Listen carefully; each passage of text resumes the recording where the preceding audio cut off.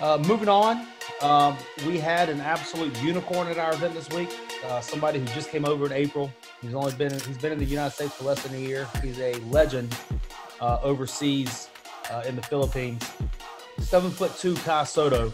He absolutely lit the event on fire last night. One of the best performances I've personally seen this year in person. You know, just the total unique nature of his game. You know, brought drawbacks of looking at Tony Kukoc or looking at, as Kai said in the interview when we were talking to him afterwards, looking at like Hakeem Olajuwon on the post and footwork and all that kind of stuff. But this is our first viewing of him. I don't think any of us have seen him before, and you know he kind of lived up to the legend. We'll start with you, Patrick. What are your Kai Sotto thoughts? I was just so impressed by the feel of his game. You know, sometimes maybe it just takes some time for a guy like that with that size coming over.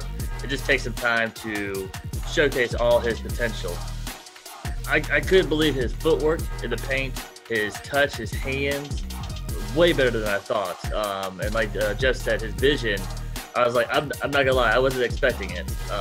You know, sometimes when you have a 7'2" guy, you just think of a big tree, just, you know, let's just take up the space and, you know, man the middle.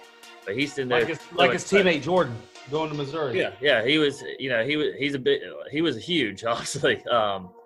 But his feel, his footwork of, you know, step back, kind of fade away, mid range, up and under here, kind of reading defenders, rebounding, of course, shot blocking.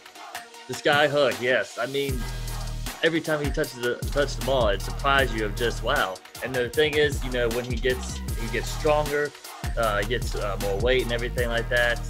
And he's he's a good size, a good built and already. It's just his potential is just only starting right now of what he can do. And it was, as everybody says, it was impressive. Yeah, absolutely. Rick, we'll jump over to you. What did you see from Kai Sotto? Just someone with an advanced skill set for his size and position. You just don't see that very often. And Jeff? Yeah, no, I kind of already touched on it. I thought that his game was incredibly unique. He was doing things that I don't think I've seen in my lifetime, players trying to do in high school at least. It's hard to see a scenario where he doesn't play professionally going forward. Right now, he's just probably the most criminally underrated prospect in the country based on what I've seen. Yeah, and I think the thing that I enjoyed the most about him was his passing. At 7'2", to have a player who is a triple-double threat every time he touches the floor is just something you don't see. Of course, you're going to look at it and see that, you know, laterally, is he switchable, all that kind of stuff.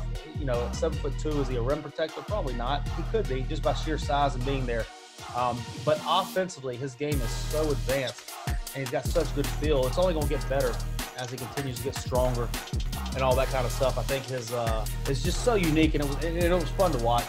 You know, it's fun to watch because he's got a huge following. You know, back home in the Philippines. The Philippines is a basketball crazy country, and you know he's got a chance to be the first pro player, NBA player ever coming out. But anything else anybody wants to say about Kai Sotto? He was everything that people have been saying. And more people need to be saying it. More people need to get out and watch him. He's somebody that you need to see. MVP for you.